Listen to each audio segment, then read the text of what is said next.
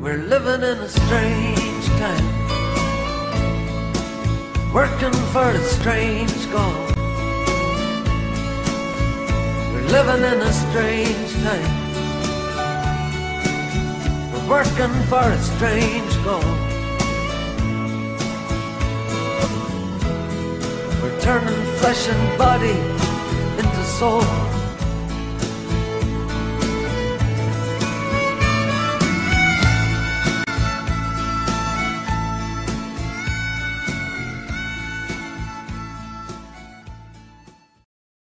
Hi there, this is Bill Ryan from Project Avalon, and the video you're about to see is an interview with a most remarkable woman who I've come to know recently and has become a close friend. And the subject of the interview is her mission to this planet and the abilities that she possesses, which are extraordinary and significant.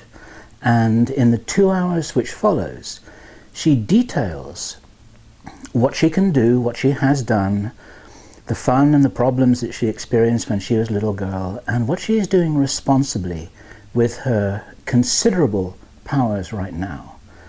And it's the most extraordinary story that I recommend you listen to right to the end.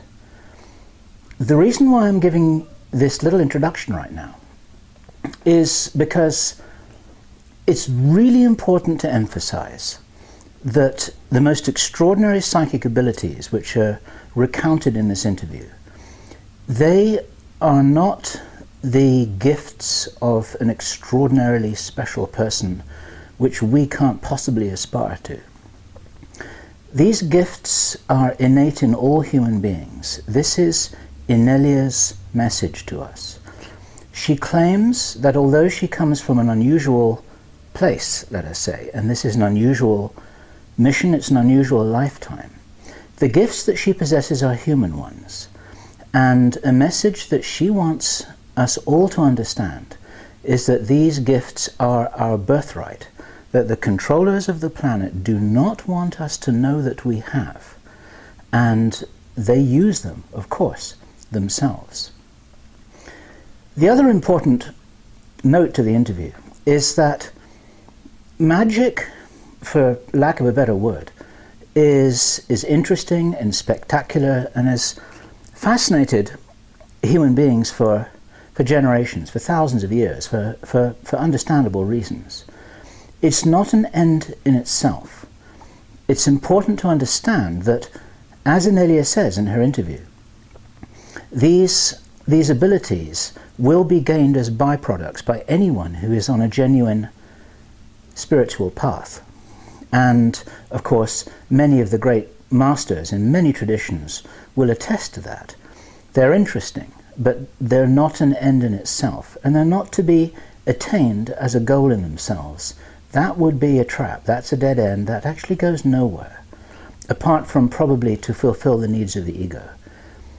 And as you listen to Inelia telling her story, you will see that there is very, very little ego there. She tells her story in a very matter-of-fact way, that you too can do exactly as she does. You too have these capacities for changing the universe around you.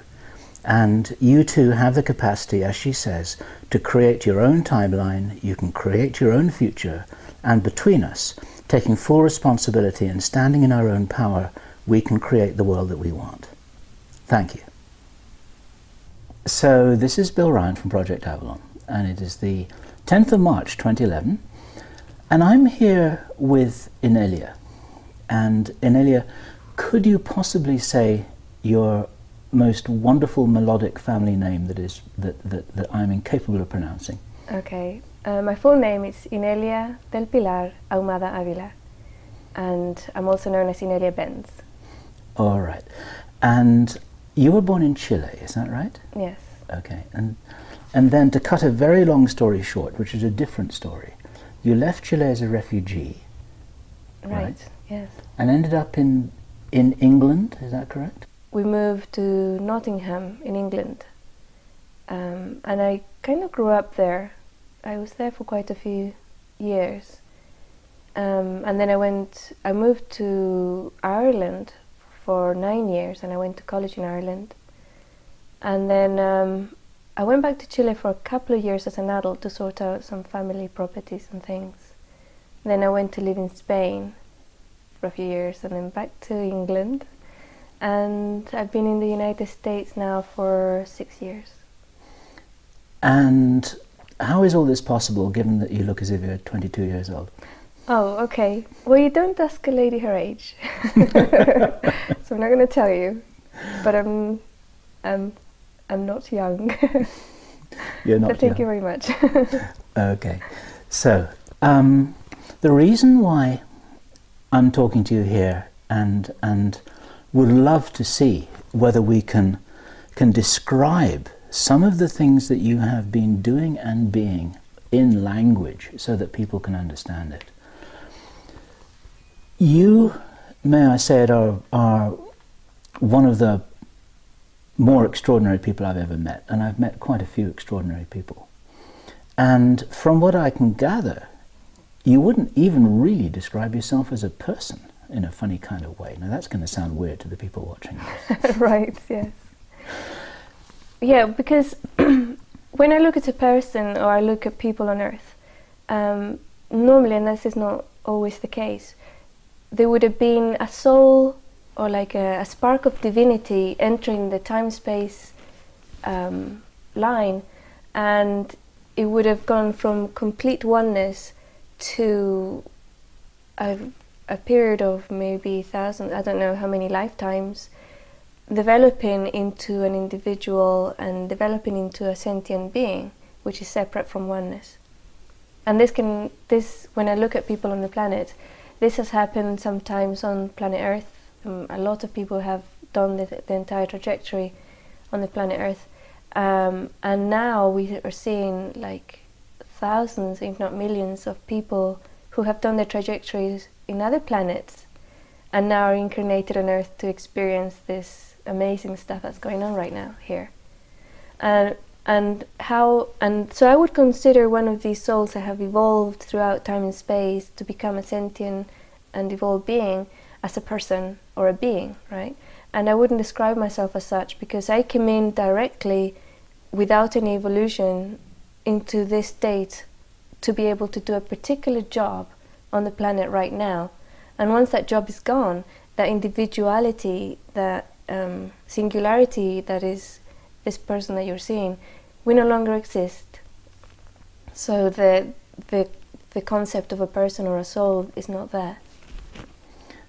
Okay, so one or two people who followed this may already be doing a double take. You're not only saying that you haven't been here on this planet before, ever incarnated, but you haven't been anywhere in the physical universe ever before, or anywhere in the whole matrix of existence, as it were, before. You are absolutely new here. Correct, yeah. I entered the time-space matrix, that's, that's a good word, half an hour before I was born. Right. And you know, this is what you've told me when we've talked about this off camera, that you will not be incarnating again. You're here on a specific, dare I call it a mission? Yes, you could call it a okay. mission. Yeah. So you're here to get some things done that need to be done. Right. And you have come directly from, here we're struggling with words, you come directly from source, directly from unity, directly here into a human body, and are therefore operating in a very different way than human beings do, who have been here for millions of lifetimes. Yes, yes. And my entire early trajectory and still going on, something that's still continuing, is learning or being able to function within an individual viewpoint, an individual body, and within time-space in a linear manner, and dealing with that, being able to function within it, because that's where the job is at. So my trajectory has been to learn how to do that, rather than what would people would normally think us the other way around, you know. And that must have been extraordinarily challenging, to come in from nowhere and no when directly into being a very young human girl on this strange planet Earth with no manual guidelines or information about how it is you were meant to be or what you were meant to be. Yeah, there was definitely a challenge, and the main challenge was the reaction of others around me towards me. Okay, so for example, I did have some tools. I did come in with some tools. I was able to download information. So if I didn't understand something, normally I would be able to just step into the collective and get it. I was speaking, according to one of my aunts, I was talking like completely perfect Spanish. It was in fact, didn't even have a Chilean accent when I was 9 months old, which for her, she was totally freaked out about it, but nobody else seemed to take any notice. And that was because I was trying to understand what people were saying or what they were trying to communicate, and I couldn't. So I simply downloaded the language and used it, you know. So I can't do that anymore with languages, unfortunately. I don't, you know, there's one of those things that I can't do, but for other things I can. And growing up, I think that was part of the way things work, that I was able to, the things that I needed, I get. But if I'm doing something just because, or, you know, because it's something that I'm interested in, but it's not needed, then I can't do it. If it's necessary, you'll download the program that you need in order to do the job. Right. But if you're just curious, then it doesn't work. It doesn't work. Okay. It doesn't happen. I remember there was a time that you told me a couple of weeks ago about, there was once when you found yourself, when you were told that you were speaking perfect Portuguese, another time when you were told that you were speaking Russian, right. And you didn't even realize it. Yeah, to me, I was speaking English, right? For me, when I look back and I look at my memory, I'm speaking in English, but to the witnesses, I was speaking this other language, which for me is like, okay, I take their word, and I've read about it, and I've found out that there's other people that can do that type of thing, but it's like evidence from somewhere else, you know. It's like, it's not something I can say, yeah, I can do that, because as far as I was concerned, I was speaking English, so. Yes, sure, it wasn't even conscious. No, and it's always been a situation where the other person needs help. Okay. So it was like a person who was very sick. He had a terminal illness. That was the first time that it was seen. And apparently I was talking to this person in Portuguese for hours, and I had no idea. And other people, again, they were coming in for help or advice. And the last time, it was very simple. It was somebody in the metro in Madrid who were lost. Mm-hmm. They were in the metro, and they were completely lost, this family. And I went to help them.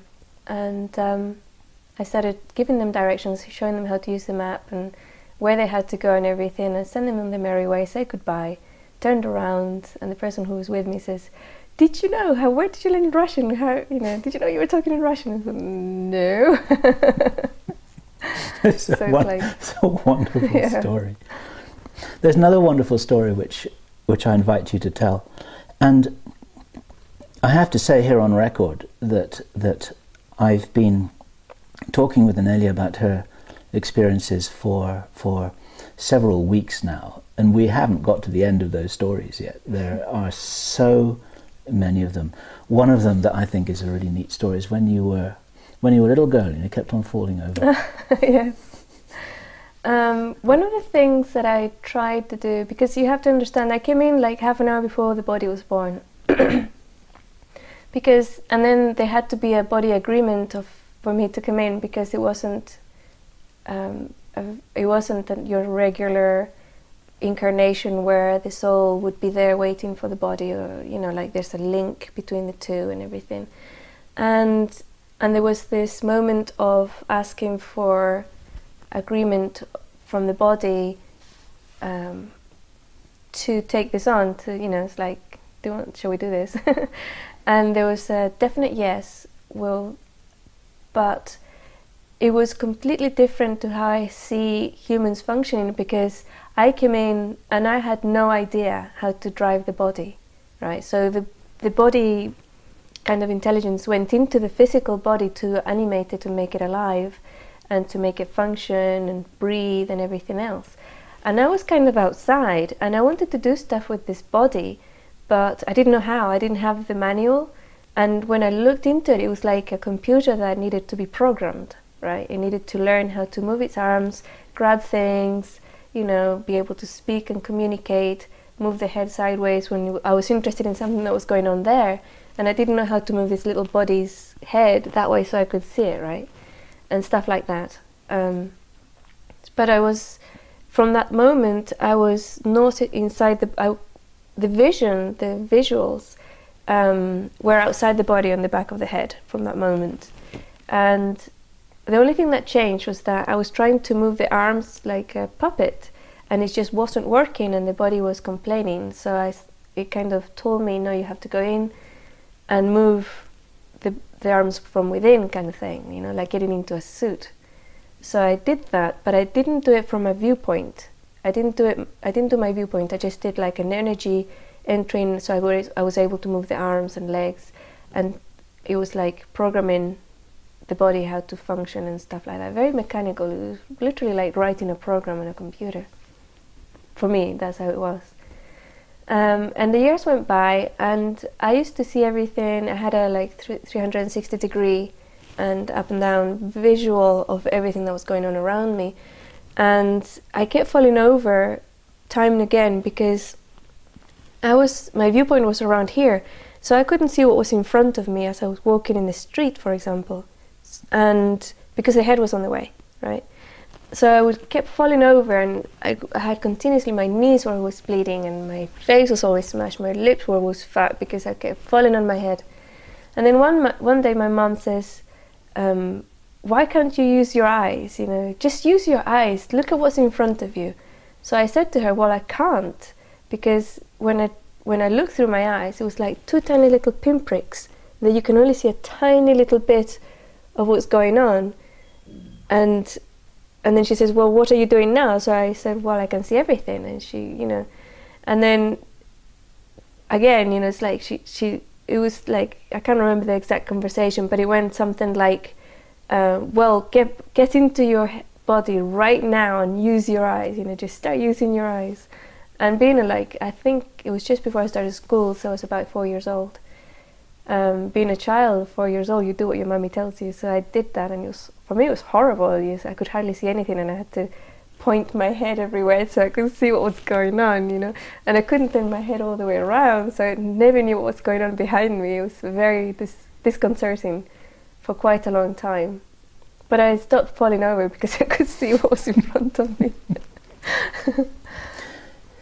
And even now, you can leave your body anytime you want to, go wandering around and travel around the universe and see everything you want to see, right? Yes, yes.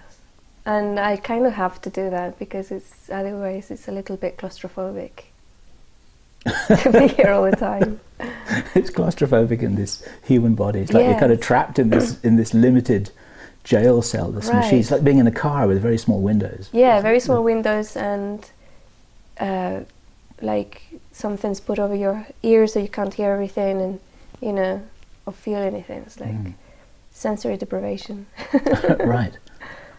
So you have these extraordinary gifts that, of course, I understand that these are natural abilities that all spiritual beings have. But most people who've been in bodies for millions of lifetimes have completely lost these abilities. They can't even, it's not even real for them that they're there. Right. And you're coming in fresh with this huge toolkit of things that every spiritual being can do. Yes. What else can you do? You have to be more specific. Okay. There's a wonderful story that you told when you were watching a television program. It's such a great story. Well, I'm a bit of a TV addict, unfortunately, like in the purest sense of the word, that if somebody switches a TV in front of me, it's like I get hooked on it and I can't detach from, especially if it's a program that I want to see. If there's something I'm not interested in, I can just walk away, but if it's a movie, normally movies or shows on the History Channel, or something that grabs my attention on the television, I cannot walk away from it. And if anybody comes in and tries to change the channel, I got a little bit angry, or not angry, but I stopped them. And there was this incident. It was 2001, I think, where I was watching a show, and this person comes in, and he grabs the remote control, and I can see this in the corner of my eye because I'm kind of watching the show, and I said, "Don't change the channel," right? And he says, "Well, I came home to watch blah blah," and he goes to change the channel, and I said, "Don't touch that remote control."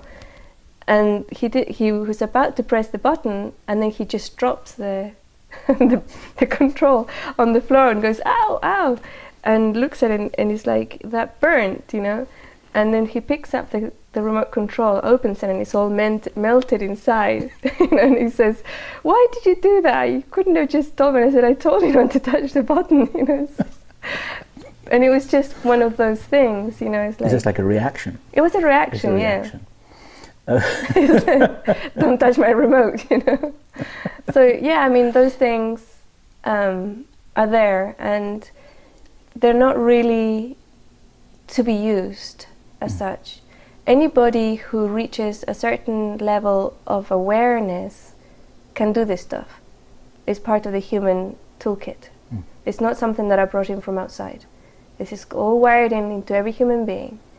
And this is part of the human toolkits that are being suppressed and invalidated in everybody, and people are taught that they don't exist, taught that they're not able to do these things. And a pattern that I've seen that's really interesting is that somebody who's in a spiritual road to become enlightened, or like to spiritual evolution, a road of spiritual evolution, will always, without fail, develop all these things, without fail. But somebody who goes out of their way to develop these things are not necessarily developing the spiritual evolution side. So they're not, like, they don't go together, but somehow the person who goes for a spiritual evolution path will always develop these abilities. It's a natural byproduct. It's a natural byproduct of developing in a spiritual way. Yes. But someone who just goes out and wants to learn telekinesis and whatever, and move things around, or read people's minds, or go and do remote viewing, and they can actually, anybody can do it. They can go out and learn these things, and there's some fabulous tools and books out there that can teach them to do these things, but they don't necessarily develop their spirit by doing it. Totally understood. Yeah. And your telepathic abilities must be very highly advanced. Presumably you can look into anyone's mind and read anything you want to. Right, that's a really interesting way to put it, because telepathy is not about going into somebody's mind and seeing what's there, because the person's mind is not what holds the memories and feelings and emotions. So even looking at it that way, you're going to be extremely limited to what you can do in a telepathic way. You may be able to do card reading. If somebody's playing cards, you can look into their cards because they're looking at it at that moment, right? Normally, if somebody's told, "Oh, Inelia can read minds," whatever they're trying to hide comes up, like right in front of them. So that will be broadcast, and I can pick that up. But how telepathy really works is the best way that I can describe it would be... merge. Yeah, it's more like a merge of mind, a merge of beings more than mind, because a merge perhaps even into the collective where the other person is, right? And then once there, you don't necessarily pick up sentences. You can pick up visuals, feelings, memories, and sometimes actual thoughts as well. like what the person's thinking at that precise moment. The way that I understand this from the conversations that we've had about this is it's like you temporarily step sideways and you be that person.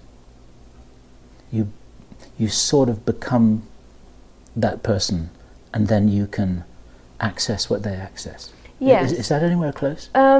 It's a little bit like that, but what you're describing is actually the sessions that I do, where the person, the space between the two individuals it's made non-existent, as it were, and then the person and I would become one, or would actually, if you look at it in another way, the person is raised to a level of oneness where they can have access to all this information and tools, right?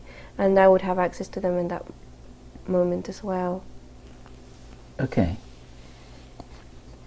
So the process, for example, of looking into someone's life and being able to watch it, to see anything that you want to see or that they want you to see, a little bit like watching a movie. You can go to any point on it. Right. If it's a movie that you've downloaded and you're looking at it on your computer, you can say, right, I go to this point here. Yes, it's a little, well, it's not quite like that, because if we look at it on a way of the time track, for example, a person's life track, whether in this lifetime or whether their entire life track, backwards and forwards. Forwards is really is a little bit more difficult to see, because we have so many timelines branching off at any one moment, that one thing that the person thinks or says or decides will change that timeline, right? So to look forward in that person's timeline is the most probable timeline if nothing changes, right? But looking backwards is quite easy, because they're here through having having traveled through this particular timeline, one specific one.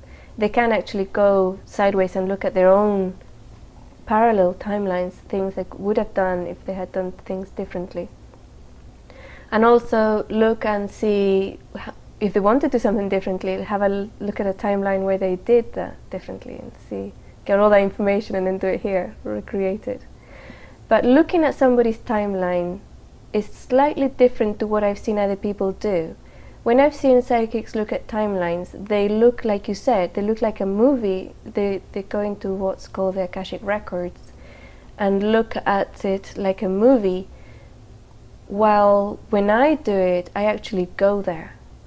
I actually go to that point in time and look at that moment like a bilocation. So I'm actually there. A bilocation in time as well? In time-space, yeah. In time-space. So I would actually be there, and it's really, I have to be extremely careful when I do that, because if the person is really psychic, they will see me and they will say, "You were there!" And that happened to me recently. Yes. The second that I looked at the person, she turned around to me and says, "You were there." Yes. You know? And of course I hadn't been before I did it, but she picked it up that I was there at that moment. Yes.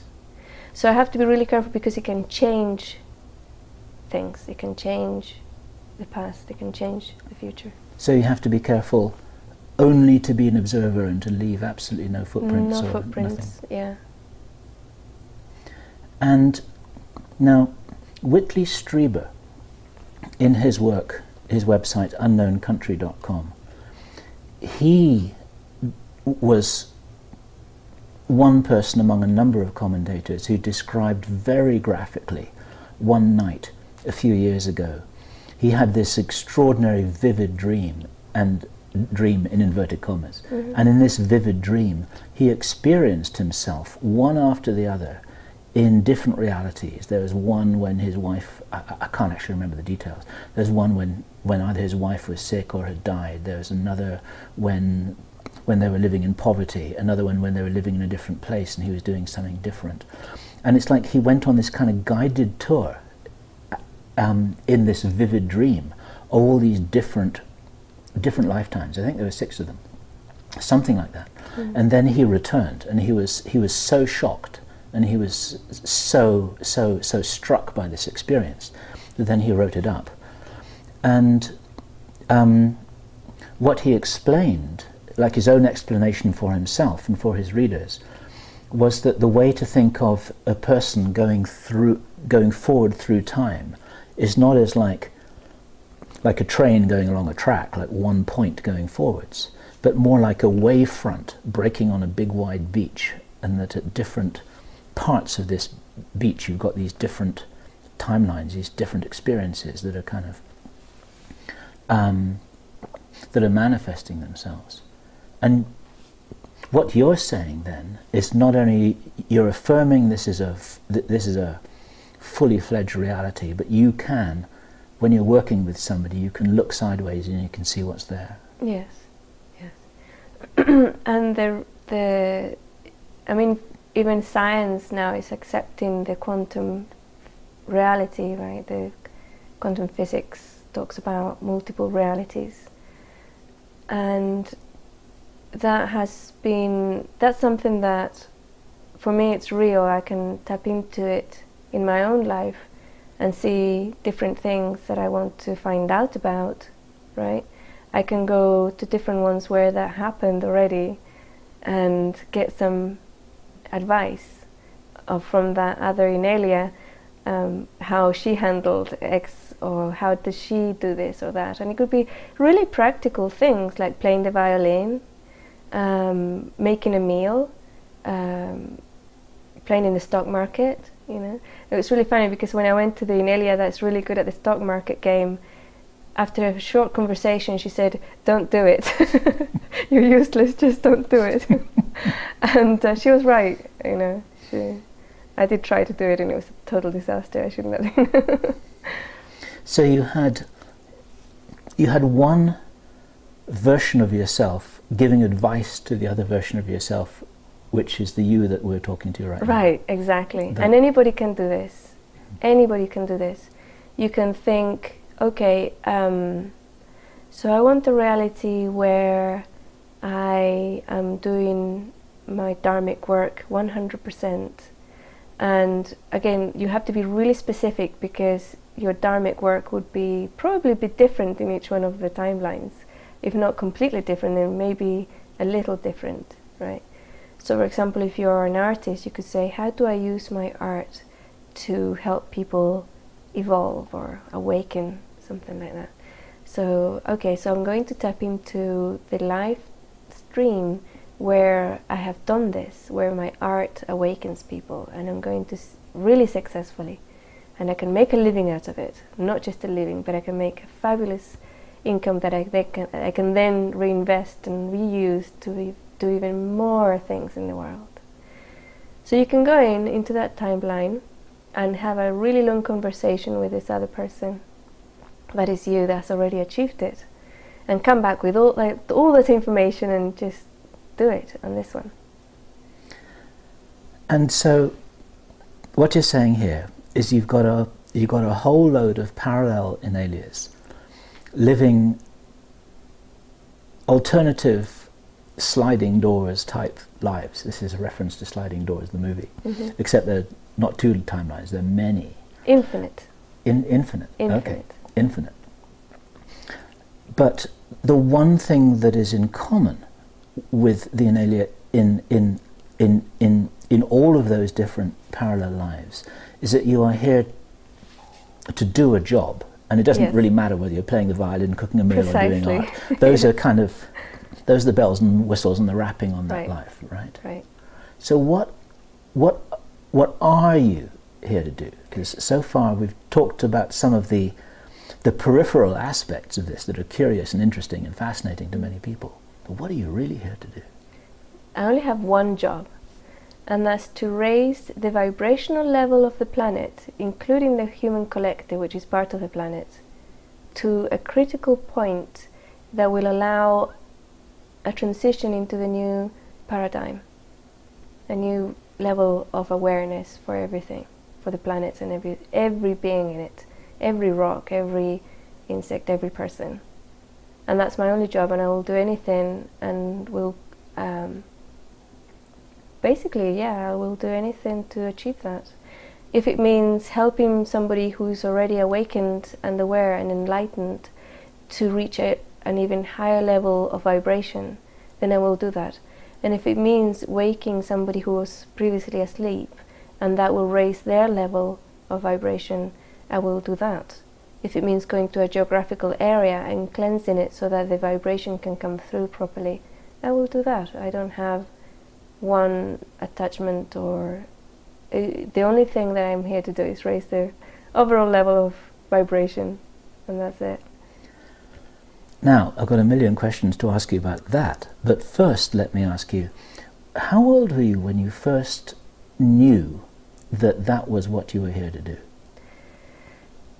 I always knew it, but I didn't know how to put it into words, because growing up, it wasn't something that the family would talk about.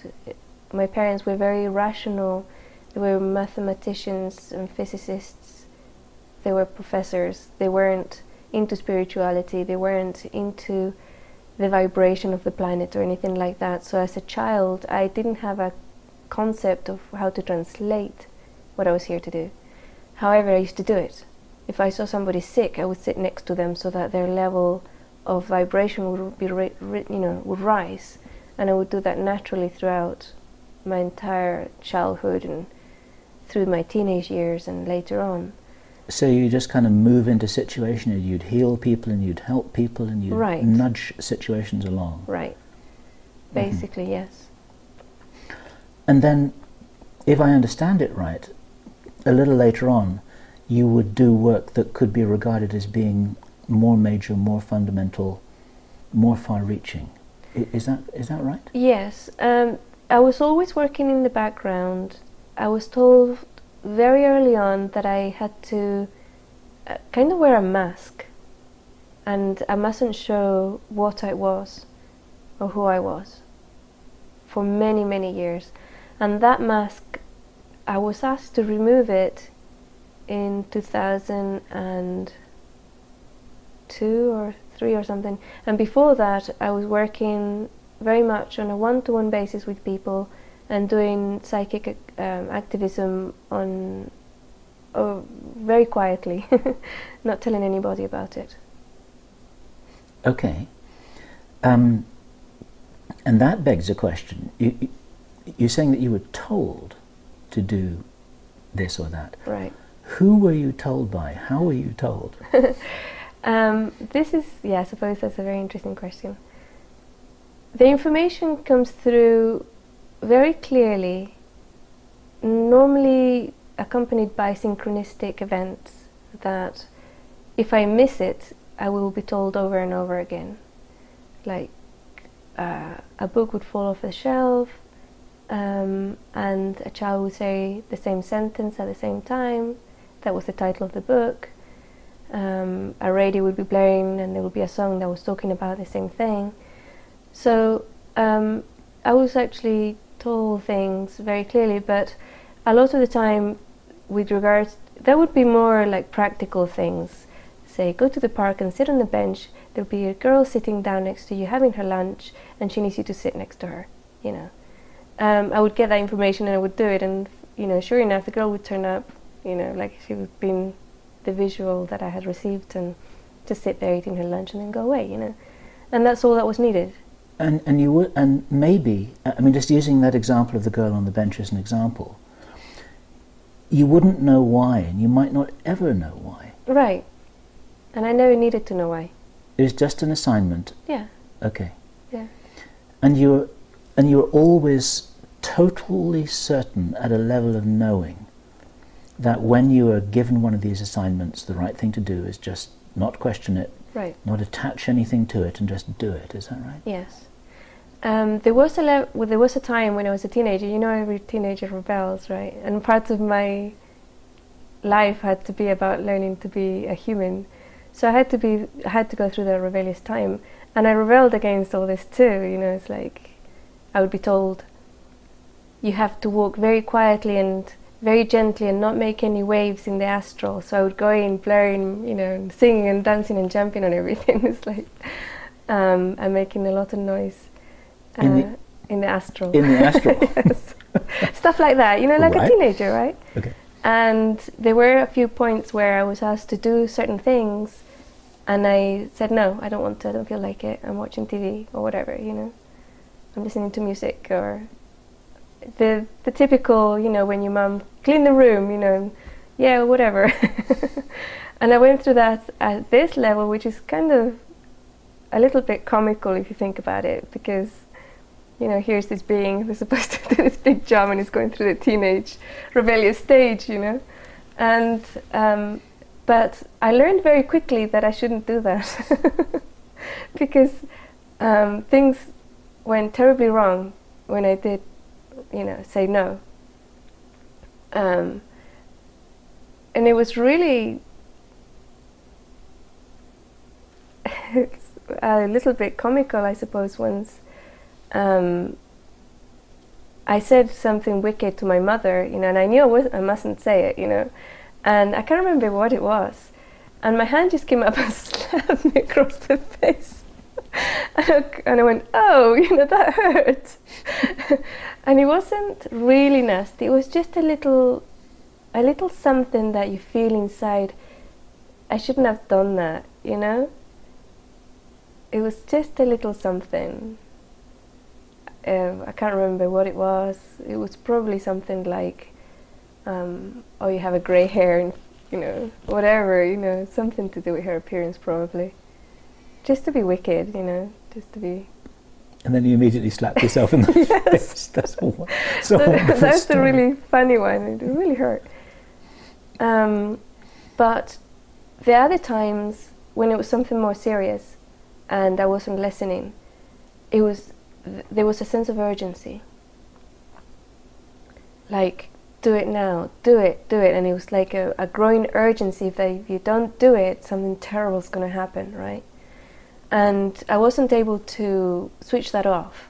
So it would just get worse and worse and worse, and I had to then like run to the place or whatever and be there, you know. And then of course I'd be out of breath, and you know. So I learned very quickly that it wasn't really my choice. It wasn't something that I had a saying in. And then we come into the other side of that. Where's the free will in that, right? And we talked about that a little bit before, but with regards to, you know, doing the things that I was told to do, there's a very, very good way to tell what is ego telling you something to do, you know, telling you to do something. If it's ego, if it's some other negative entity trying to take you over to do bad things, or maybe things that you think are good but really are not. Or if it's really from source, which is how I would describe it, you know. We can give it lots of names.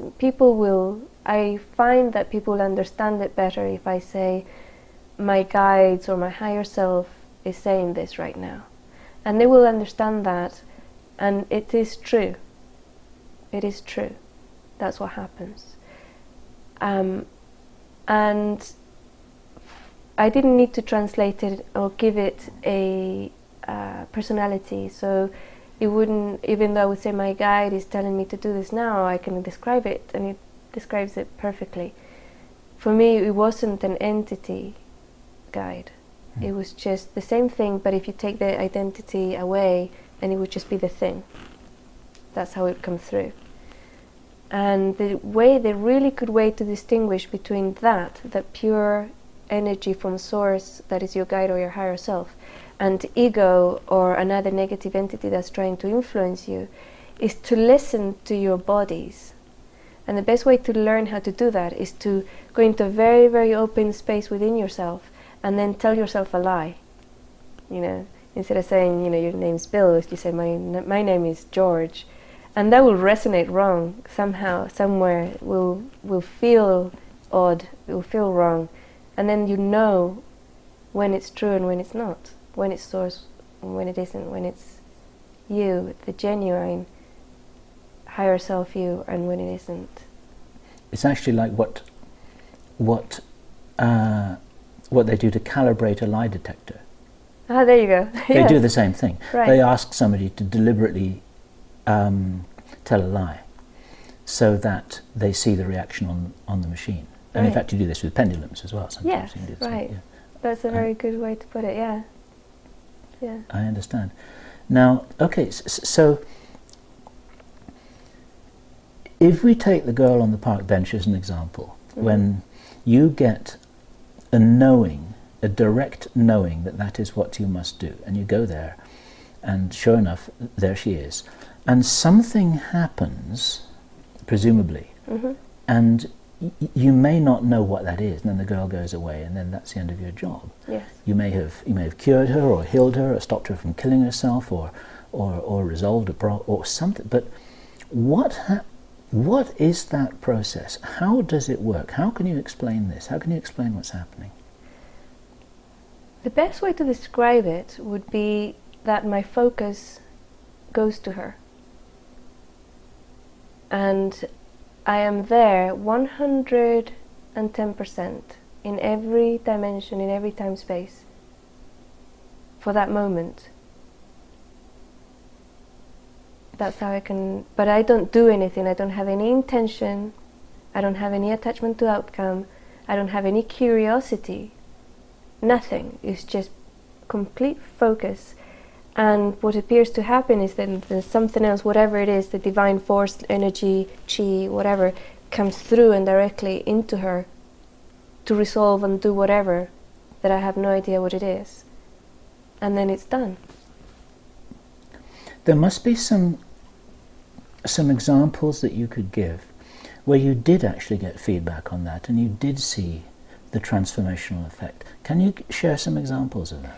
Yes. For example, yeah, there is an example, and it goes back to the person who spoke Portuguese when I was a teenager. I must have been about 12 or 13 years old at the time. Let me think. I think I was 13, but I could have been 12. And my mum used to be a very outgoing person, very extroverted, and she used to have parties at our house most weekends. So there was always a party at our house, and there would be like 50 people plus at the parties. And that moment, normally, because I'm not an extrovert, I would go into the room and I would scan the room and see who wasn't vibrating at a high level or who was vibrating at the lowest level, and I would just go and sit next to them. That's what I would do. Just because you wanted to? Yeah, that was the natural thing for me to do. Okay. That's what I was here for, I suppose, right? Okay. It's like, why do we breathe, you know? Because you need to. Or because it's something that we do. And so I would sit next to them and I would sense their vibration going higher and higher and higher. Occasionally I would look and see kind of shadow bits, and I would kind of move those out of the way, but only if I was told. You know, it's like, oh, look at that focus on that little bit there, you know, and as I was looking at it, it would just dissolve and go away.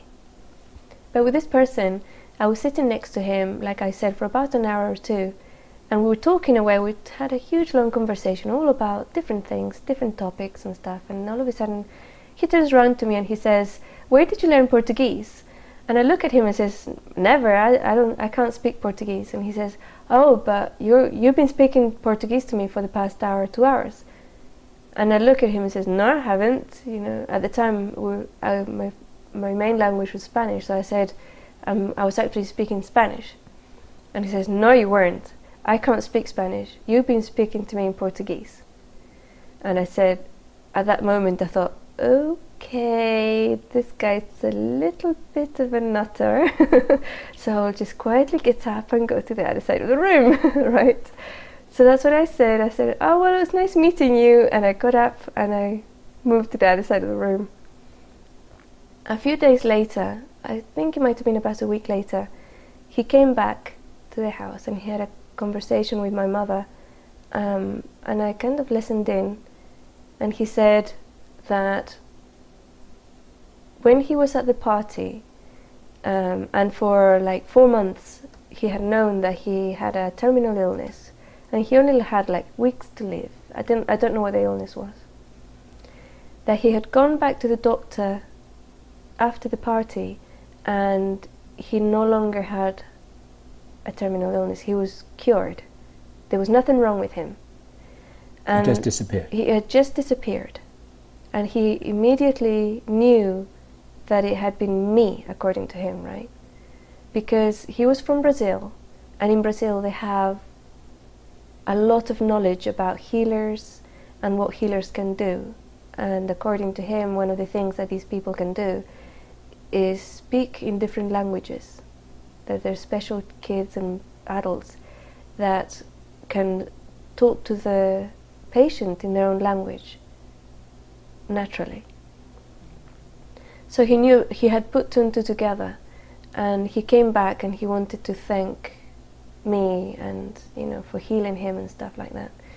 And then, so that was a feedback of something that had happened that I had no idea what was happening at the time, right? I had no idea that he was sick, and I had no idea that he had been healed.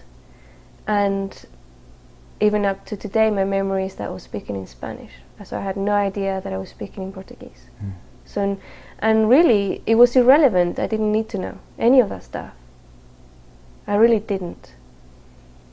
But I found out, and then other things have happened.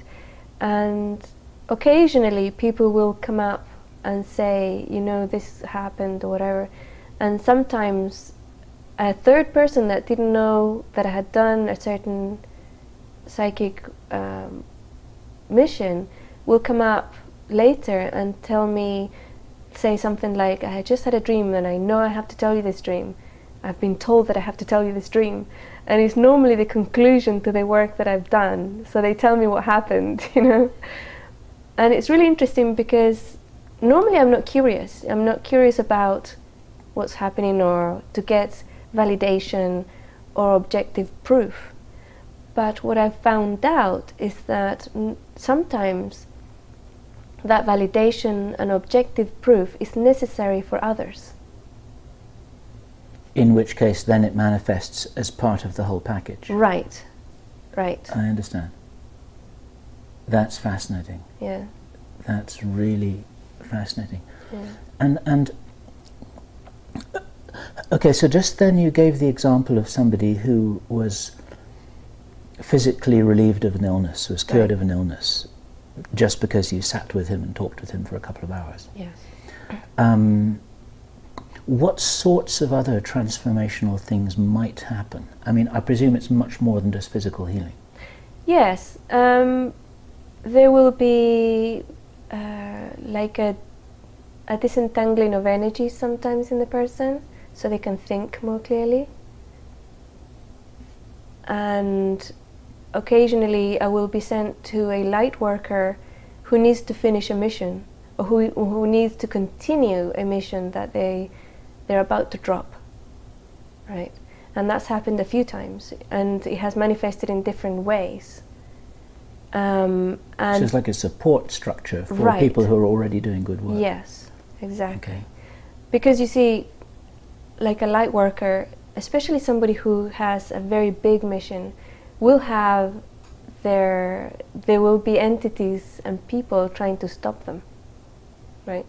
And there are points in time that they could have been taken out of that mission, either physically, completely, or by just killing their will to carry on in that mission. Or even there's juncture points where the person is about to start their mission, and they're in that kind of decision-making point, and so much negativity is injected into them that they will probably decide not to do it. So I come in and counter that negativity so that they can make a free will choice. Without being negatively influenced. Right. So right. So it's like you shield them from the negative influence, which then allows them to make their free will decision. Exactly. And then they can decide to go ahead, and they can decide not to go ahead, but it's their free will. It's an inner decision, not forced by the negativity that's coming their way. Do you have any idea or suspicions or knowledge that there are some fairly large things that you have done, some fairly major things that, I mean, not just related, for instance, to one person's personal life, but to something that's much more far-reaching than that? I'm not really understanding the question, because it's all about individual beings at the end of the day. I mean, there's different things that I do. All I do is just focus my attention on something or someone, and then that something or someone will be able to resolve, you know, their vibration. It's all, and then we have to go back to what is it all for, and it's all about raising the level of vibration of the planet. So, for example, if I focus my attention on an extremely negative being, right, which did happen recently, well, actually I've done that quite a bit, but there was one that was really big, a really big negative being, and when my attention focuses on it, it's like the entire universe looks at it, this being, and then that being can do various things. They can dissolve into oneness. They can drop the body and leave, and go and reincarnate in a planet where it's okay to be negative, but it's not okay to do it now on the planet Earth at that level, right? And or they can ask for clemency, and they can be transformed into a light being. And so recently I had an experience where I was asked to hang out with this extremely negative being, like really, really negative person on the planet. At a psychic level, it wasn't you know, an everyday level. I mean, this person was extremely powerful in every level. On a social level, psychic level, mystical level, very, very powerful, very, very dark. And without going into all the details, unless you want to, what was the outcome of that assignment, of that mission with that person? That was a very interesting outcome, because one of the things that I was asked to do was to hang out with this person on his space. And I didn't want to do that because he was like an icky yucky person, you know, very negative. He would show me stuff that was horrible about the things that I used to do, or he did in life, to others, on a mass scale. And so I was kind of not wanting to hang out with him. And then it came through, I talked to a friend of mine who's a very, very in-tuned psychic, and also very highly aware. And I was telling her this tale, and I said, well, it feels almost like this guy has all this power. It's like he's the most powerful person on the planet, but he can't tell anybody about it, and he wants me to write the book about what he can do and what he has done in life. And she said, you know, I feel really strongly that you have to do that. I think that you have to sit with him and let him write this book. And this is sitting with him and writing the book would be at a very psychic level, right? We would be hanging out at a psychic level, and he would be dictating this book to me. So I did that. I hung out with him, and for a few weeks I was taking down notes, and it was the most horrendous things that this person was doing. And then I went on to Google and I did a little bit of research, and this stuff is documented, you know. It's like there's people out there who are writing about this is what's going on and this is what these people are doing, you know. We're talking about human sacrifice and like children being sacrificed, and you know, their blood drunk and stuff like that, you know. It's just like totally out of this world things that I would never have imagined were happening on the planet. And this is the bloke we were talking about. After a few weeks, I had this experience where I came out of the body and I was sent to this huge mansion. Now, when I see a mansion, it's normally how I interpret it is that it's the person's being, the person's maybe body and life. And this was a huge mansion, and there was this other person outside it. It was like a man, and he was. I saw, when I looked at him, I thought, oh, there's like a psychic there, and he had all these books and crosses and stuff, and he was waiting to get into the house to get rid of this being, right? And then I thought, oh my goodness, if he goes into that house, his French fries, it's like he's gonna be completely destroyed.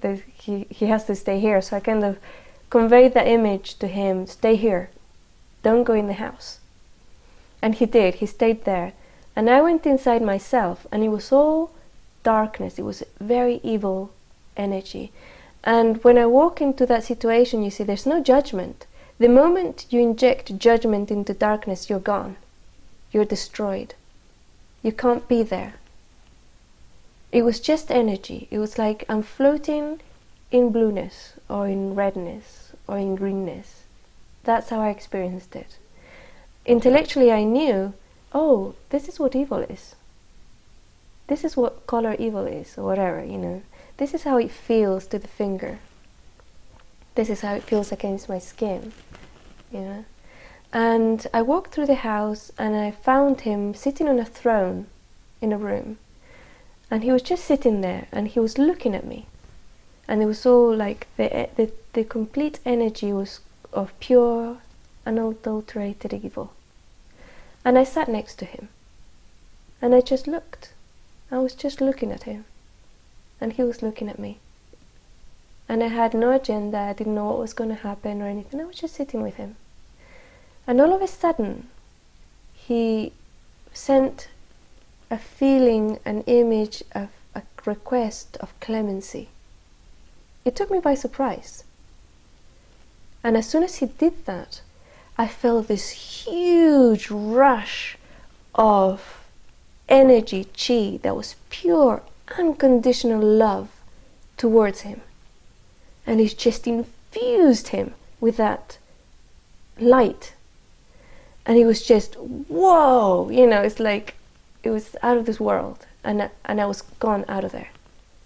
I was back in my body, and I went, whoa, what was that about? You know, what happened to him? And of course then the human part comes in and says, you know, how come that happened? You know, I would have killed him or whatever. Look at all the nasty things he did. And you know, I kind of went through that little time of human emotion or whatever. Reacting as a human. Yeah, reacting as a human for a split second. It was like a split second of, how can this be? You know, this person has done all this through thousands of years, and he's giving clemency and beautified, you know. But that's why the part of the part of judgment or human side or body cannot come into the equation when I do this work, because that would have destroyed this human, and it would have not done the work, which is to raise the level of vibration on the planet. And by taking that whole negative thing and turning it into light, it raises it a lot. Yeah. So job completed. And humans have been judging each other for thousands of years, if not much longer, and it hasn't changed anything at all. It hasn't changed a thing. And the most interesting thing, and this comes back to objective proof, it was subjective proof, but it was from somebody else. A friend of mine, who's also a psychic, she called me with one of those dreams that she absolutely had to tell me. She emailed me, she didn't call me. She emailed me, and she said, I've got to tell you this dream. I don't know what it's about, I don't know what it means, but I know I have to share it with you. She said that she had gone into a huge mansion, a big mansion, with myself and this other person who was a well-known psychic, a man. And we were walking around the mansion, and she said she's a feng shui expert. How do you pronounce that? Feng shui? Feng shui. Feng shui. I believe. Okay, so she's a feng shui expert. So she knows about energies in a house. She goes in, when she goes into a house, she will read the energies with her psychic awareness and then make the changes to change that. She was walking around this house, and she said it was squeaky clean. It was completely empty and clean, like there was no energies in it. And she could see where the paintings had been taken down from the walls, and everything had been taken away. And when one of the things that had happened was that when this thing had completed with this mansion and the person had been infused with light, it felt as though he had been given clemency and he had taken all his assets with him. And now she was relaying this dream about what was, the conclusion of the other thing. So I kind of got my answer, Yes. What happened. Yeah, there he was. And so, just to summarize on that, this mansion that you visited, this was a real place. This wasn't kind of symbolic astral situation. Right. This was a real mansion in the physical universe, and he was really there in a body, sitting on his throne. And then astrally, or in some non-physical form, you then sat next to him, but he knew that you were there. Yes. As a human being in real time, he knew that you were there. Oh, yes. Okay. He was extremely aware. He knew, yes. Mm-hmm. So that's an example, if I understand what you're saying, that just by being physically alongside that person and focusing all of your attention, earlier on you said 110% of your attention on this person, then that has some sort of a transformational effect through something that then operates through you. Precisely, yes. And there's nothing that you're adding, you're not thinking, you're not judging, you're not figuring it out. No. You're just acting as a lens. Right. And the reason why it's necessary to do it that way is because to influence things on the planet, and especially with regards to human affairs, you need to be human, otherwise you're interfering. But as a human being, you can actually do things to influence and to interfere within humanity and within the collective.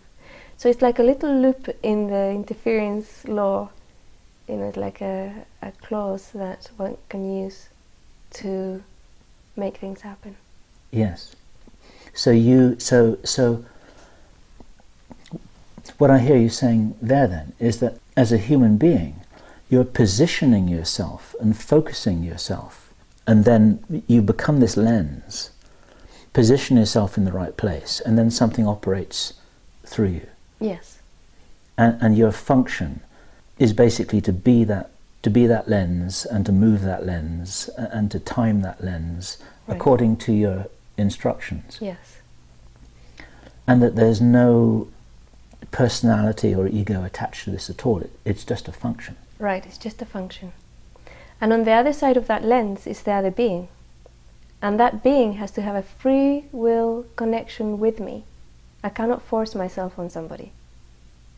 Negative, positive, whatever you want to call it, the color of their work here. I can't force that connection with somebody. There has to be a willingness on the other party to engage with me in some level. When you would sit next to the girl on the park bench, would there be some kind of engagement there? Like hello or something, so that she acknowledges that you're there and it's okay to be there? Right. You see, normally the agreement is at a higher level. So she would have agreed to have some sort of help at that moment. And she may have even have asked for help, prayed for help. And that help arrived. Right. Yes. Yes, but on a physical level, especially if I'm dealing with a light worker who's fully aware, I can only kind of make them know that I'm there, and then they have to invite. And then they have to ask, or agree with the interaction. Yes. Well, let's just take this as this is so wonderful interviewing someone who's telepathic, because you know exactly what I'm going to ask you now. When you were given me as a target, okay. Telepathy doesn't work with a video camera. You actually have to say something. You were given my name. Is this right? Right. Bill Sometimes, yeah. Bill Ryan? Just no, like just that? Bill. Bill. Bill and Avalon. Bill and Avalon. Yeah. And this didn't mean anything to you? No, nothing. I'd never heard of you before. I'm sorry. But that often happens. I will get a name, and what normally happens is it will take me weeks to find it, to find the person or the relationship, because I get other clues as well. But with you, it's very quick, and normally when I find somebody very quickly, it's because it's urgent. It's make or break, somehow. I have no idea normally how, but sometimes I'm shown very graphically. And with you, I got Bill and Avalon. So I went on my computer, I put Bill Avalon, and your website came up. And your interview, the last interview you did, came up. So I joined your forum, and I put in a post that was meant to be a flag for you to see. That it was a post that had energy behind it, so that it wouldn't be missed. But then you had to actually contact me, because I couldn't, go out of my way and say, I have to work with you, right? Yes. You had to wait for me to approach you. Yes. Which is exactly what I did. Right. Yeah. I can actually say, look, I'm here. That's what I can do, either by sending an email or a personal message, or putting a post to say, I'm here. And then the other person has to say, I'd like to see you, I'd like to contact you, I'd like to talk with you. Yes. So the way that it operated me was a perfect case study of how you always work. Yes, it was. Yes, yeah. That is so astonishing. Right. And here we are. All right. And these assignments or missions or tasks, how many of these have you undertaken in your life? It's impossible to say. Hundreds? Thousands? How are we? Very large.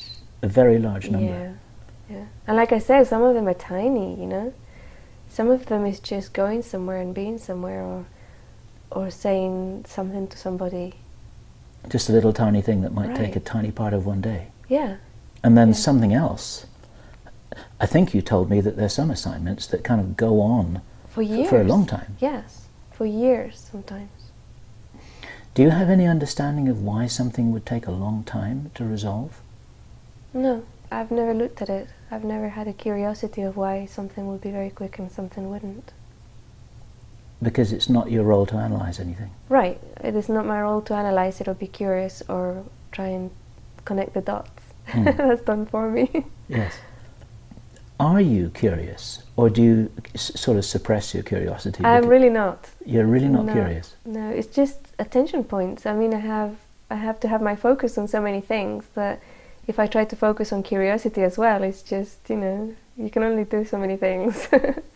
But it's entertaining, and it's fun when the proof comes through, or the synchronicities come through that show why and hows and all the other pieces. Because you see, I'm not working by myself. This is all orchestrated by a higher beings or self or whatever, the universe. And there's thousands upon thousands of people on the planet doing what I'm doing. And there's thousands and thousands of others, millions of others who are doing other stuff that I couldn't even go near, but it have a part in what I'm doing. What's the best way you can describe whoever or whatever it is that you get your information from, like you're targeting information from? What is all that about? What is this source of information, direction, whatever? It comes through various different levels. One of them that I can describe very quickly, because I have a focus on both, is the formlessness of oneness, which is part of all, right? Like the divine source. The ultimate unity. Right, right. That's outside of time-space.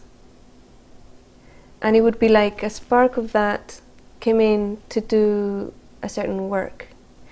But the reason it did, you see, because it has no attachment really to what really happens on the planet, if you think about it.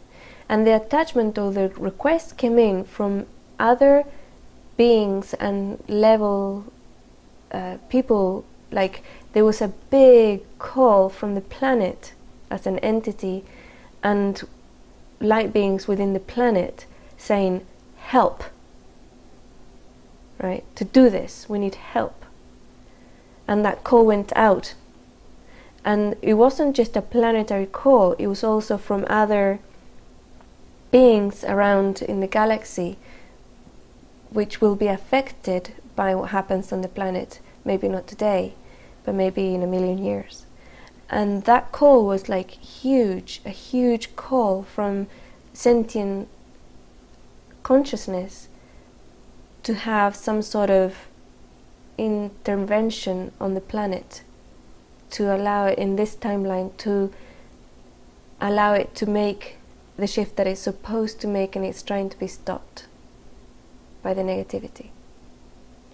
So it was a huge call, and that's why beings like myself can come into time-space and do this, because it's a response to that call. The planet has a trajectory that it's following naturally. It's an evolutionary trajectory. You mean of like the culture, the civilization, the people who live there? Everything. Okay. The plants, the rocks, the water, the people, the whole thing is one entity. Even though people think, oh, we are on the planet and we were put here, so we're not really off the planet. That's an illusion, because they're made of what the planet's made out of, physically speaking. Like the flesh is made out of the same material. It came from the planet, is being fed by the planet, is part of the planet. It's all an integrated one being with different levels of consciousness inside it, including the human collective and other collectives from other sentient beings that are on the planet and have been here for millions of years. And this planet as a unit has a trajectory of evolution. And what's been happening is that this particular juncture and in this particular timeline, there's forces who are trying to stop that evolution because it's not profitable for it to evolve in their view, right? Okay. And then we come into like laws of existence. For this to exist, you have laws. You have the law of free will, for example, that's being violated all over the place in this planet. You have the law of time-space, the trajectory that most people would experience of linear time is a law. And laws are kind of agreed rules that the being comes in to play a game. The rules of the game. Right. So if all of a sudden the rules are being violated, the majority of players can turn around and say, bring in a referee, because this is an unfair game. Mm-hmm. Right? Yes. This is fascinating, because many years ago I knew somebody who was doing something very similar to what you were doing, and he called himself an arbiter. Yes. And he referred to a number of other arbiters that he was aware of. Yeah. And this is a whole conversation we haven't had yet. Mm. He was the most wonderful man, and he said he'd get quite a kick out of the situation where he'd just roll up in a particular situation psychically, and then these nasty evil beings would just take one look at him and run. And of course, you'd always go and get them. Right. You know, there's a whole story that we can tell. But that was my first. See, this is quite interesting. This is my first experience with somebody like that, and I was instrumental in supporting him in attaining the abilities which he was then able to use. I mean, he ended a war, for example, single-handedly. It's a whole story about how he did all that. Back to where we were talking about you were coming in to handle a situation where rules had been violated, right, or where agreements had been violated. Mm-hmm. Right. Yeah, basically what's happening on the planet right now is extremely negative, and well, on a physical level, there's a violation of free will, because if you keep a collective asleep, what decisions they make is being influenced by those who are awake, and it's not really free will. It's a bit like stopping people from voting. Right. Yes, sure. Or, yeah, just taking their bodies over like they're sleeping and doing it for them, you know? So that's not really free will. So that's one of the things that's being violated. And then all the wars and all the other negativity, fear. The vibration of fear is what's the makeup or the building block of negativity. And the planet's being bombarded, the planet's humans, the collective, is being bombarded with fear by a very few people on the planet, right? Like the ruling elite are bombarding the entire population, the entire planet with fear through television, through wars, through crime, perpetuating all these things, even music.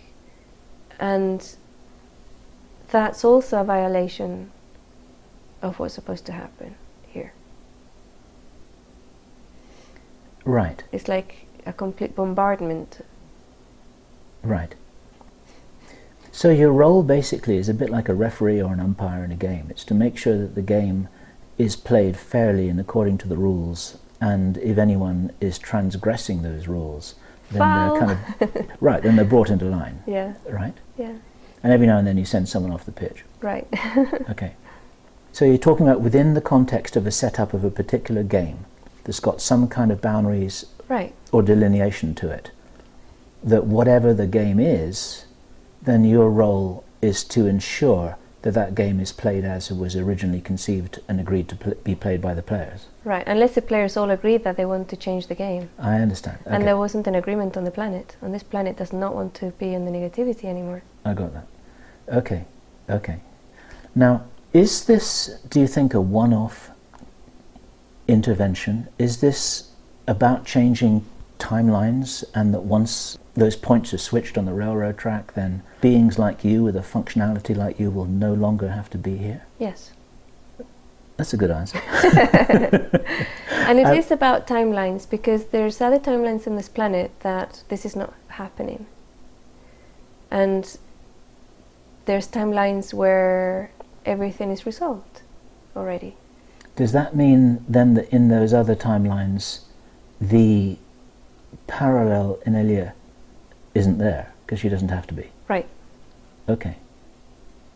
So in all of these parallel realities, Inelia is only here in those versions of reality where she's needed, Right. where things haven't got screwed up, or sorry, where things have got screwed up, whereas other places they haven't. Right, but there's different levels. Okay. And this is something, when I first came in as this timeline, in this timeline, because again you have that multiplicity of beings in different timelines. When I first came in and I became aware that I was in time-space, there was certain things I wasn't sure about. One of them was whereabouts in the shift I was. Was it before, during, or after the shift? I didn't know. And the other one was, which timeline am I in? How severe is it? You know, what's going on in this timeline? I didn't know either. And I found out when I was 3, and I wanted out. I totally had what you might call a toddler nervous breakdown. When I found out there were still wars on the planet, I realized, it just dawned on me which timeline I was in. And it's one of the worst, you know, they still have wars here. And I completely broke down, and I started crying, and I cried for 3 or 4 days. They had to take me to the doctor, give me an injection, put me to sleep for another few days or whatever. And then I woke up and it was like, I don't know if I can do this. It was honestly that thought at that time. I honestly didn't think I would be able to do it. At the age of 3? Yeah. And you remember this totally clearly now, looking back? Oh, I've never forgotten it. It used to be a point of humor in my family, you know. How many 3-year-olds do have a nervous breakdown when they find there's war still going on in the planet? It wasn't something that was easily forgotten. Do you remember every detail of your infancy? Not anymore. Not anymore. I used to have complete recall about everything that happened, and every book I read, if I had read a book 10 years ago, you could hold the book in your hands, open any page, give me the page number, and I would recite it. I had that type of memory, but I dropped that at some point. I have no idea why. Maybe it was just getting overcrowded up there, you know. So I can actually look back, if I'm given a time and date, I can look back and probably find it, but now it's lack of interest, perhaps, I don't know, but I don't have full recall of everything that happened anymore. And your overall task, your overall life mission here, to what degree is it successful, or being successful, or on the way to being successful? How can you measure how well you're doing, or how well we're all doing with your support? I suppose there are times when I could help somebody and they don't make the agreement, they don't reach out back. And I do get a moment of, I wish they had. It would make things a lot easier for the planet if they had, you know. I can't name people because that would put them in a situation where that free will is then violated because they chose not to engage at some level. Is it possible that that's a question of timing and you might come back to them and see whether they might engage later? I actually do. Right. I do try every year or depending, when I'm told try again, I will actually present myself there to see if they're ready or whatever, and, you know. So you've got a kind of small number of pending missions that you haven't been able to progress. Exactly, sort of. yes. However, on the ones that I have been able to make full contact, each one has been very successful. And overall, in terms of the total context for all of this, which is the planet, changing the timeline and yes. and restoring free will and self-determinism to the citizens of the planet, how far on track are we? Can we measure this? Are we doing well? We're doing extremely well, way beyond any expectations, and also it's wide open right now. It's wide open. There are no limits of how much it can be accomplished. So it's wide open in terms of the degree of positive potential. Right. There is, that's what yes. you mean. Not in terms of whether we're going to make it or whether we're not. Oh no, we are going to make it. Okay. Right. And how rough that's going to be and how hard it's going to be for the majority of people on the planet is still open. It's not going to be as bad as it could have been, right? Mm-hmm. But how bad it gets, it really depends on the collective. It really depends on each individual choosing to process their fear. And each person that does it, each person that decides not to engage in that fear, adds a little bit more higher vibration to the planet and affects it for hundreds of others. Right. So you're saying that we're definitely going to make it. Yes. As it were, but the unknown variable is exactly how rough a ride it's going to be. Yes, and that's going to be decided by the collective. Right. It's what the collective needs, it's going to be what happens. Does that mean that we have changed the timeline? Or is that too simplistic because it's like a question of which timeline we're on? Right. It depends on... the individual. Let me start that sentence again. Is a question of we could be on any number of different timelines and some of them are rougher than others, but they're all kind of going to end up in the right place. Mm-hmm. Okay, so each individual on the planet has control over their own timeline. And that's one of the things that they don't want you to know. Because if the person is able to change their timeline, they're not going to choose one where they're enslaved for the rest of their life. They're going to choose one where they can manifest wherever they like and live wherever they like and have a beautiful life. Right. So when we're talking about have we changed the timeline, the correct question would be, have I changed my timeline? And joining those others that want the same timeline that I want. Now I've got the visual metaphor of in inverted commas, the timeline as actually being this big braided rope made out of millions of little threads, which are intertwined in any number of different permutations to make a timeline. Yes. And each one of us create that thread as we wish, and align ourselves with others who are creating their threads as they wish. Exactly. And if you have a conscious choosing of that thread and threading and joining, you no longer have enslavement. It's impossible. You no longer have wars unless there's a group of people who really into war games, and they can create their own timeline together. Wow. That's a moderately staggering thought, I have to say. In a previous conversation we had just the other day, you kind of put a percentage on it. You said that it was 70% handled. And that might not even have been exactly what you said. What were you referring to there? A smooth transition without chaos and like millions of lives being lost. Ah, okay, I've got you. All right. So that 70% is on the kind of smooth, rough spectrum. Right. Okay. But actually you're saying the overall outcome is assured. Absolutely, yeah. Am I right in understanding that when you came here a few decades ago, the outcome was not assured, and since then conditions have changed, and now it is assured? Yes. Okay.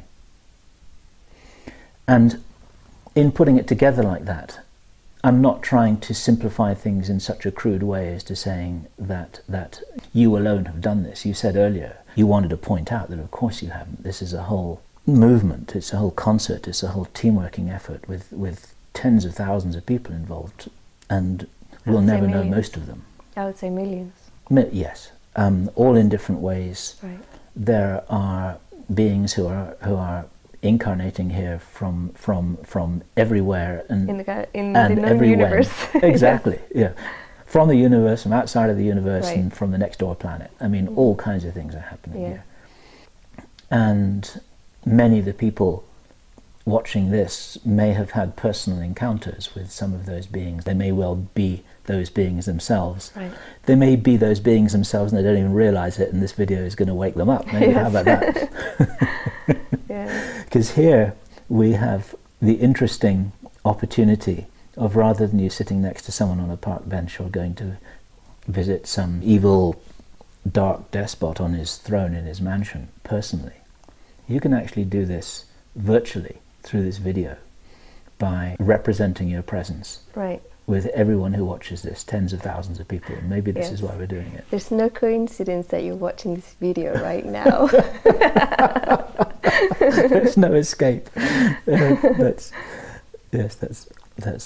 I mean, I have to say that thought only just occurred to me, but there could be something in this, couldn't there?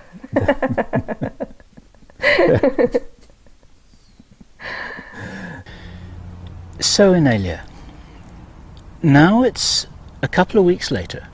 There's something else as well which might be useful to address, because in the interview you talked about parallel timelines, about different alternative realities, that to some degree we have a choice about what to experience.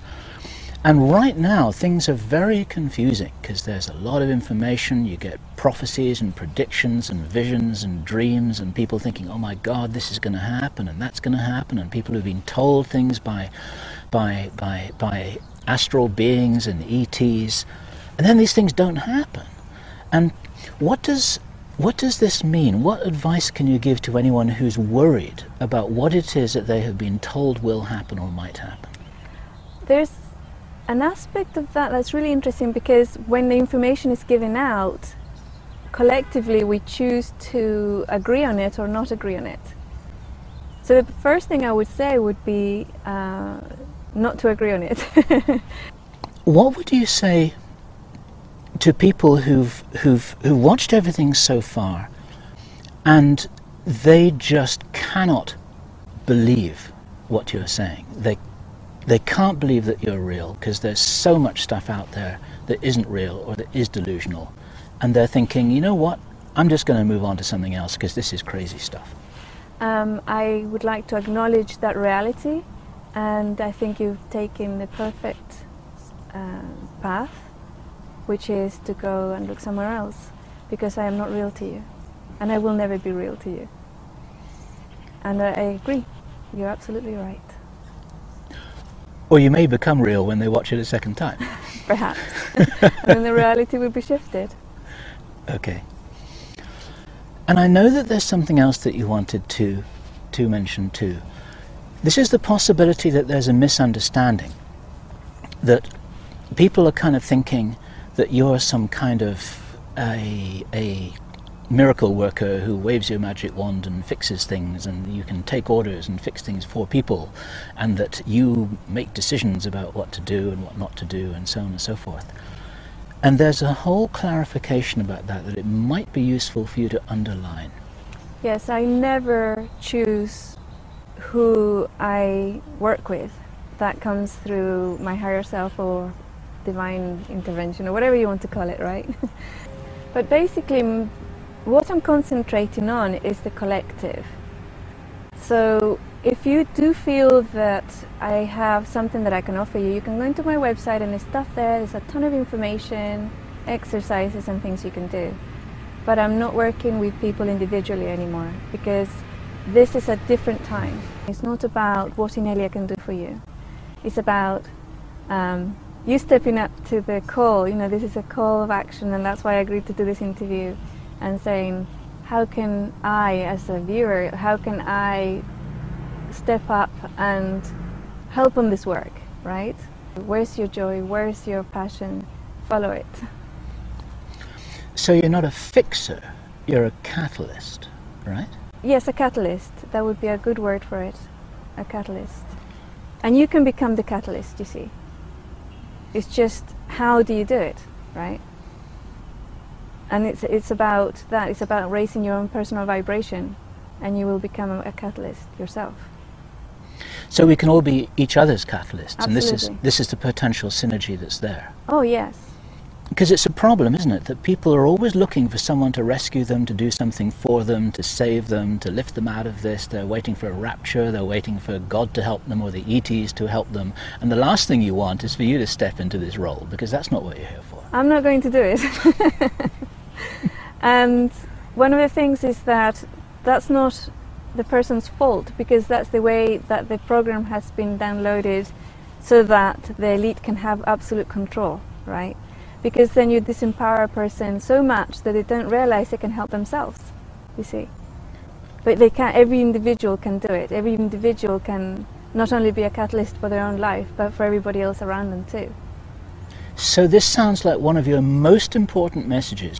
Anyone has access to what you have been gifted to have access to.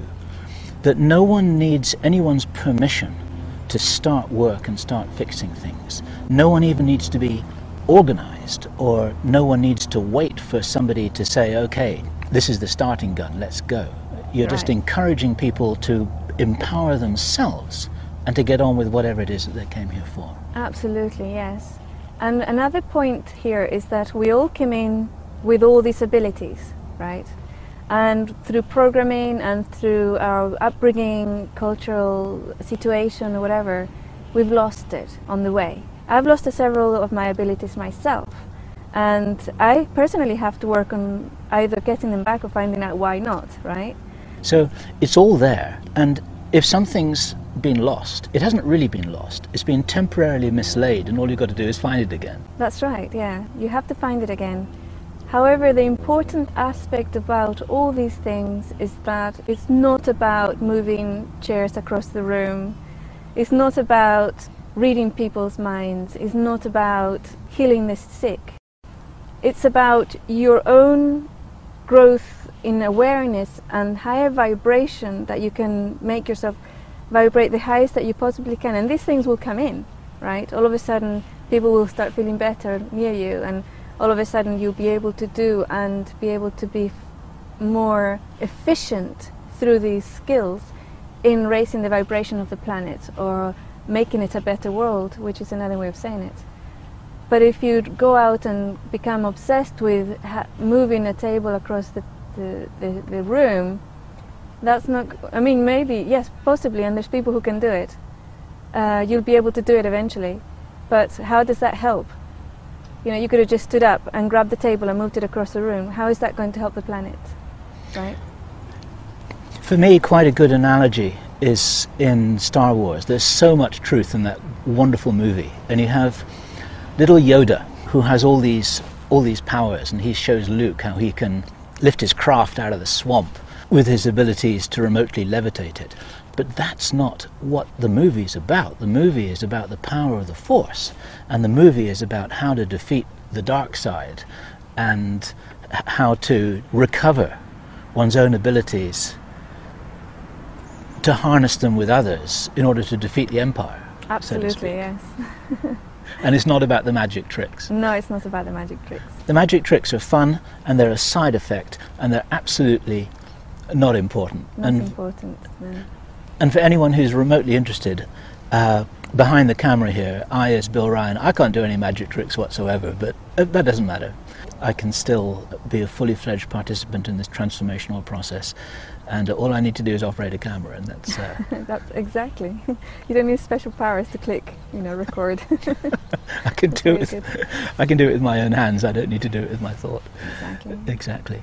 Is there anything else that you want to say as a final message to the people watching this? There'll be more videos to come, there'll be more information, there'll be personal presentations. Are you going to be giving any workshops, conferences? Possibly, yes. Yeah.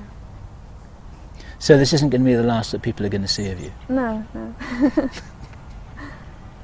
That's something for us to look forward to. My sense here, if I can share my personal thoughts about this, is that this is an exciting journey that's just starting. And I encourage anyone who's watching this who has that sense also that this is an exciting journey that's just starting. Even if it may have felt to you personally that it started maybe a few years ago, it's still just starting. There's a lot of work to do, there's a lot of people to share this journey with, and there's a lot of fun to be had and a lot of important work to do. Yes, it is. And it's not just about what's going to happen in the next 2-3 years, and it's not about all the disasters that are happening around the planet. It's not about that. It's what happens afterwards, you know. It's what happens afterwards. Yeah. And it would be quite all right with you if there were no disasters whatsoever. Oh, absolutely. Let's agree on that one. We're living in a strange time, working for a strange goal.